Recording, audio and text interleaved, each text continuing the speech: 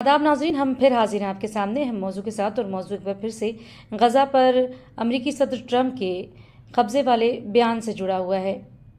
एक बार फिर ट्रंप के इस बयान पर पाकिस्तान से आवाज़ उठी है और पाकिस्तान के रुकन पार्लियामेंट मौलाना अब्दुल गफूर हैदरी ने एक बयान देते हुए कहा है कि गज़ा पर ट्रंप के कब्ज़े वाले बयान का वाहिद जो हल है वो ये है कि इस्लामी मुल्कों में इत्तेहाद पैदा हो जाए, और इस्लामी वहदत इसका वाहिद रास्ता नज़र आता है, क्योंकि गज़ा के अवाम और दुनिया ट्रंप और नेतन्याहू के साजबाज यानी कि गठजोड़ को बेहतर तरीके से पहचानती है, और हम गज़ा पर कब्ज़े की इजाज़त कभी भी इन मुल्कों को नहीं दे सकते हैं।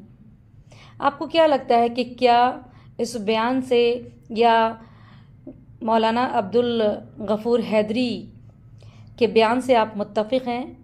क्या आलम इस्लाम को एक बार फिर से मुत्तहिद हो जाना चाहिए और गज़ा के फ़िलिस्तीनियों को उनका हक़ दिलाना चाहिए?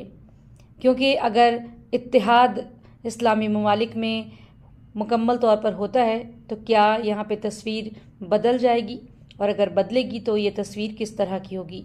आप अपनी राय से हमें कमेंट सेक्शन में ज़रूर नवाजें और देखते रहे हमारा चैनल न्यूज़ 18 उर्दू। और मुझे दें इजाज़त। खुदा हाफिज़।